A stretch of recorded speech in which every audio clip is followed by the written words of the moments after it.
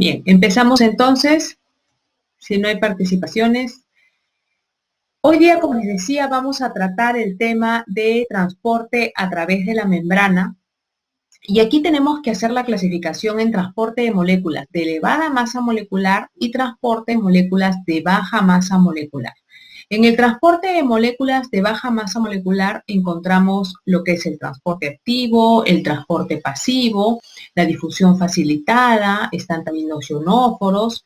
Y en el transporte de moléculas de elevada masa molecular están los procesos gruesos que implican invaginación de la membrana, donde está la endocitosis, la exocitosis y la transitosis. Ahora, ya en el tema de membrana nosotros hemos mencionado de que hay algunas moléculas que por su naturaleza pueden atravesar por difusión pasiva simple la membrana, ¿se acuerdan? Mientras que hay otras que de igual manera por su naturaleza química, naturaleza de la membrana, no pueden atravesarla y que iban a necesitar proteínas transportadoras para poder movilizarse a través de ella.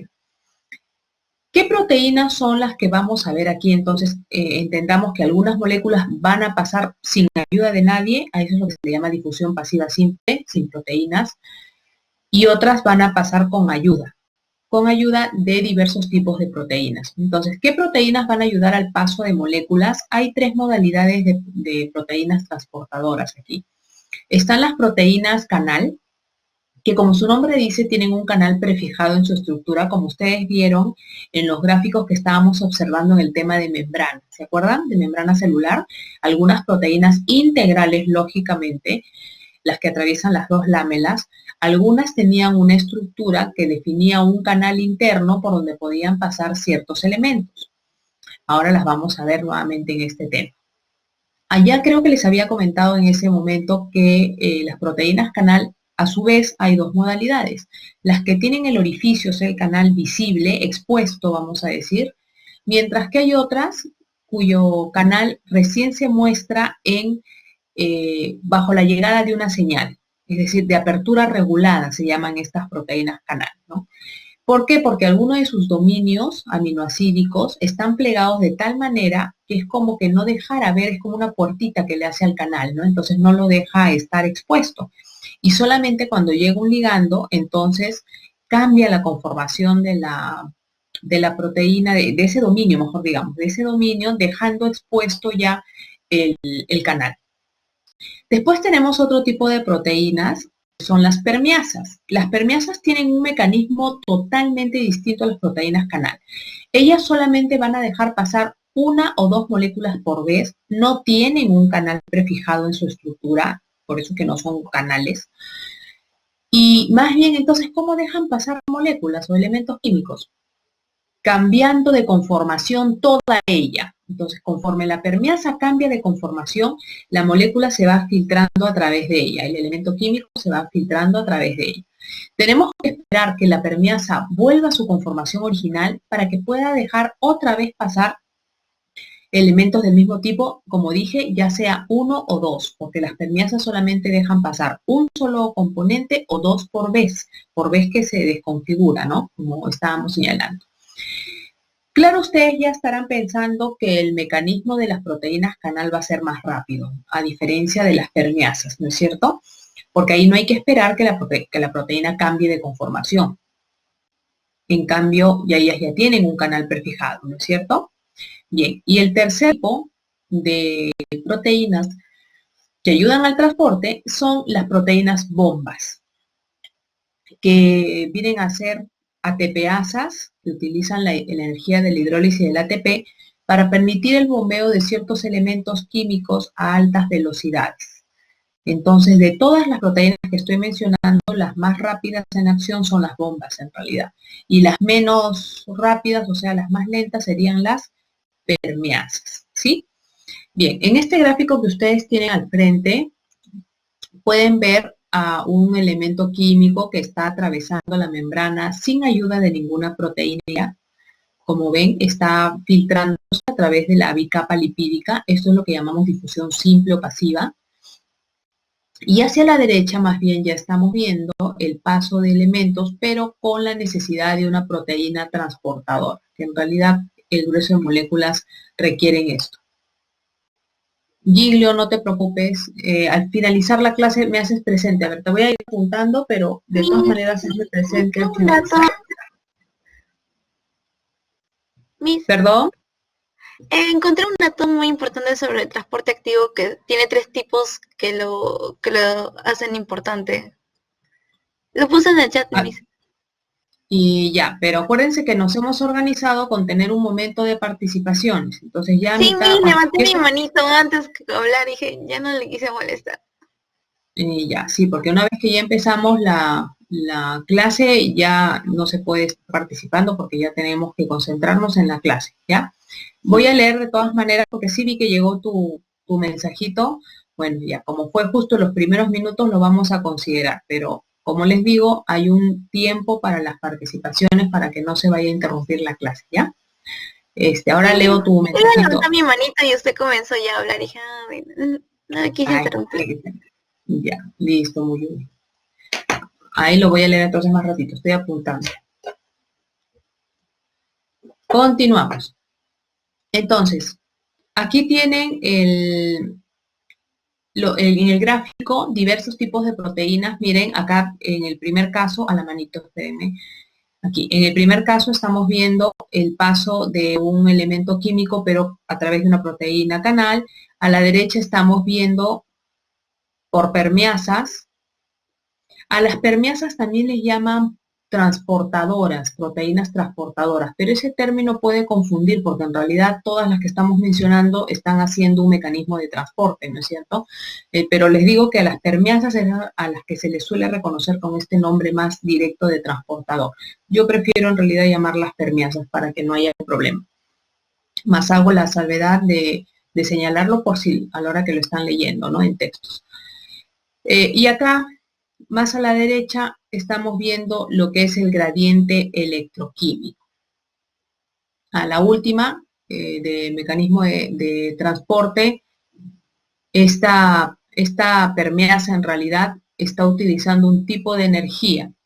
Entonces ahí vamos a diferenciar, cuando hablemos de las permeasas, vamos a diferenciar que algunas moléculas que se movilizan a través de la permeasa se mueven a favor de su gradiente de concentración y la otra en contra. Como la segunda que está pasando en contra está aprovechando entonces la energía de gradiente positiva de la que sí está pasando a su favor, se entiende entonces que sí está utilizando un tipo de energía, la segunda. Esta energía es energía de gradiente, es un tipo de energía secundaria o potencial. Así que está considerado como transporte activo, pero transporte activo secundario. Ahora vamos a avanzar con ese tema más adelante. ¿Qué es el gradiente electroquímico? Aprovechemos ya que lo estamos viendo aquí. Es la diferencia de concentración que tenemos a ambos lados de la membrana de una determinada sustancia que estemos evaluando, ¿no? Por ejemplo, aquí veo que está más concentrada, si ese es el medio externo, hacia afuera que lo que está hacia adentro. Cuando decimos que una molécula se va a movilizar a través de la membrana a favor de su gradiente, quiere decir que va a ir hacia el flujo normal de la corriente. ¿Cuál sería el flujo normal de la corriente desde la naturaleza de la célula? Tratar de lograr el equilibrio, ¿no es cierto? Entonces, a favor de su gradiente es desde donde están más concentradas hacia donde están menos concentradas. Lógico, porque si yo las tengo más concentradas en un lado y menos concentradas en el otro, entonces a la hora que estas pasen al otro lado, las que estaban en más se equilibran, ¿no? Se trata de buscar el equilibrio. Entonces, eso es a favor de su gradiente. Pero si más bien dijéramos que estas moléculas de acá abajo están pasando hacia arriba, hacia donde están más concentradas, estaríamos viendo un proceso en contra del gradiente de concentración. Es de menos a más, ¿ya? Los movimientos que son a favor de la gradiente de concentración son sin gasto de energía. En cambio, los que son en contra de la gradiente implican gasto de energía. Bien, entonces acá tienen, como les he dicho, siempre es bueno enfocarnos en esquemas de clasificación porque eso nos va a facilitar la ubicación de los diferentes tipos de procesos y es más fácil retener así. Entonces, miren, aquí les he puesto a la izquierda los mecanismos de transporte de baja masa molecular y a la derecha los de elevada masa molecular. Empecemos por los de baja masa molecular. Ahí está el transporte. Se diferencia en transporte pasivo, transporte activo y la difusión facilitada. En realidad, la difusión facilitada, como ven, tiene tres subtipos y algunos de los subtipos entran en lo que sería transporte pasivo y otros serían parte en realidad del transporte activo. Pero yo lo he sacado al medio para poder que ustedes vean el desglose, ¿no? De las tres variantes que hay de difusión facilitada. Entonces, ya que estamos hablando de la difusión facilitada, señalemos cuáles son esas tres variantes. La difusión facilitada se divide en uniporte, simporte y antiporte. Ya se imaginarán que uniporte viene de que una permeasa, la difusión facilitada, los tres tipos son por permeasas. En el uniporte, la permeasa deja pasar una sola molécula, un solo elemento a la vez, uno, por eso es uniporte. En cambio, tanto en el simporte como en el antiporte se movilizan dos por vez que la permeasa cambia de conformación. ¿Se acuerdan que les mencioné esto? Cambia de conformación. Entonces, el simporte y el antiporte están considerados como cotransporte, porque en realidad están cotransportando a dos componentes, ¿no? Listo. ¿Y cuál sería la diferencia entonces entre el simporte y el antiporte? La dirección de la movilización. Si las dos moléculas están movilizando hacia la misma dirección, estaríamos hablando de simporte. Y como es lógico, antiporte, anticontrario, es cuando las moléculas se movilizan en direcciones contrarias, es decir, una está entrando, la otra está saliendo. En cambio, en el simporte, o las dos están entrando, o estamos viendo que las dos están saliendo, ¿sí? Bien. En el uniporte, la única molécula que se moviliza a la vez por la permeasa lo hace siempre, siempre a favor de su gradiente de concentración. ¿Qué quiere decir esto? Entonces que el uniporte sería un ejemplo de transporte pasivo, porque todo lo que es sin gasto de energía va en lo que es transporte pasivo y lo que es con gasto de energía activo. Bien. Ahora, ¿qué sucede en el caso del simporte y en el antiporte? En ambos casos, de las dos moléculas que se están movilizando, una se está movilizando a favor de su gradiente y la otra se estará movilizando en contra, a expensas de la dirección que ya hemos detallado, cuál es en el caso del simporte y el antiporte, ¿no es cierto? Entonces, lo que nos vamos a fijar aquí es que una molécula está pasando a favor de su gradiente, eso sin gasto de energía, pero la otra, porque son dos por vez que se movilizan, estaría pasando en contra de su gradiente. Entonces, se está aprovechando del gradiente positivo de la primera. Y como está utilizando un tipo de energía, no la básica, no es la del ATP, pero es un tipo de energía, entonces es un tipo de transporte activo, pero secundario. Quiere decir, esto de acá en realidad estaría aquí dentro, ¿ya? Lo estoy explicando, así que atentos a lo que estoy señalando. Bien, y ya que estamos hablando que el simporte y el antiporte viene a ser un tipo de transporte activo secundario, mencionemos el otro tipo de transporte activo. Como les dije, se entiende por transporte activo movimiento de las moléculas con gasto de energía en contra de su gradiente de concentración. En el caso del cotransporte, una de ellas necesita esa energía, ¿no es cierto? Bien, en el caso del transporte activo primario, se utilizan las bombas. O sea, la molécula que está pasando por transporte activo primario lo va a hacer gracias a las proteínas bomba y la fuente energética que van a utilizar las bombas, como ya les dije, es el ATP. Entonces, aquí está el papel de las bombas. Nos vamos a transporte pasivo, sin gasto de energía, como hemos dicho. Aquí tenemos la difusión simple o pasiva, que vieron que era la difusión sin ayuda de nadie, ¿no es cierto?, de algunas moléculas. ¿Quiénes podían pasar, se acuerdan, por difusión pasiva simple? Dijimos las moléculas que son hidrofóbicas, que son como la membrana, por la parte lipídica me refiero. Entonces, esas tienen mucha facilidad, las grasas tienen mucha facilidad de atravesarla. Pero en el caso de las moléculas polares, ¿se acuerdan cuál es el detalle? Decíamos,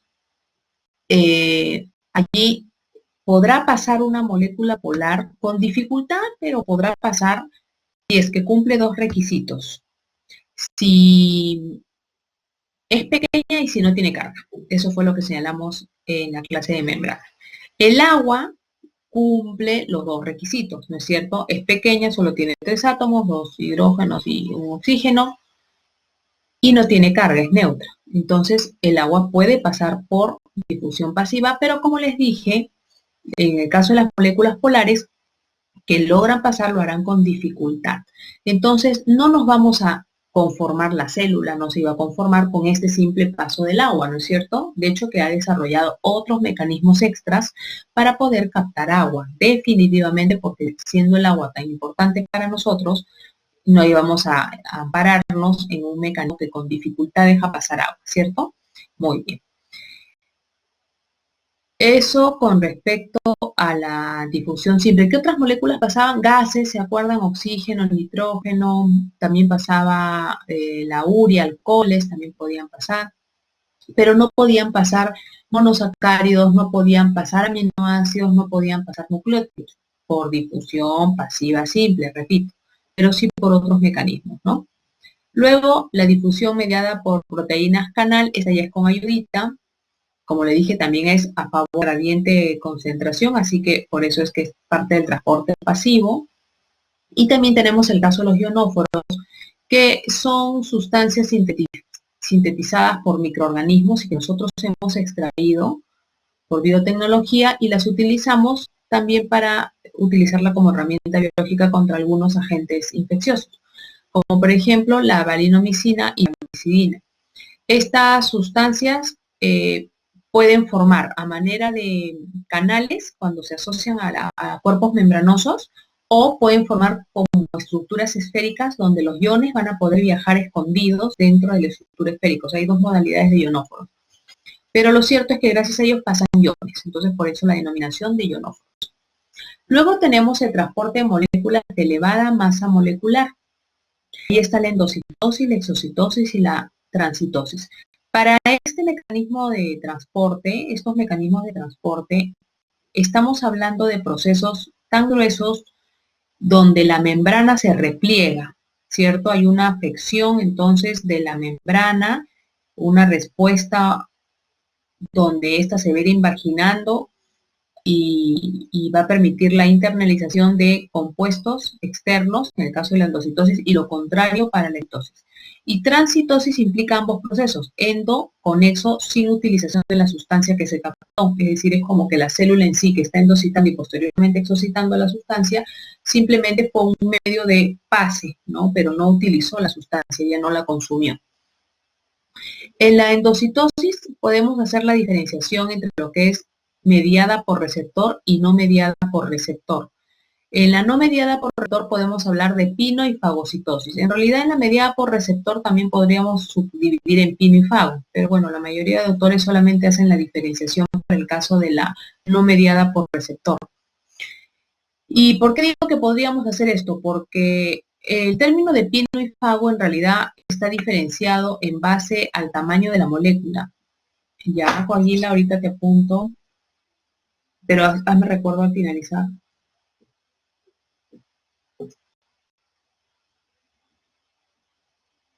Ya. ¿En qué iba? Ya, pino y fago señalaba, la diferencia está en el tamaño. Más o menos si superan entre los 150 a 200 nanómetros, hay diferencias entre un autor y otro, estamos hablando de pino. Si el tamaño de las moléculas a capturar por este tipo de endocitosis no superan entonces los entre 150 a 200 nanómetros, entonces estamos hablando de pinocitosis. Y si sí superan, entonces estamos hablando de fago. La mayoría de autores hablan de 150, pero algunos he encontrado que llegan a hablar hasta de 200. Y la diferencia entre mediada por receptor y no mediada por receptor, bueno, ya el nombre lo dice todo, ¿no? Se refiere a la endocitosis en el primer caso, donde se requiere un receptor especializado en la célula para que esa molécula pueda ser internalizada, porque si no, no podría ingresar. Y la otra no requiere de ello.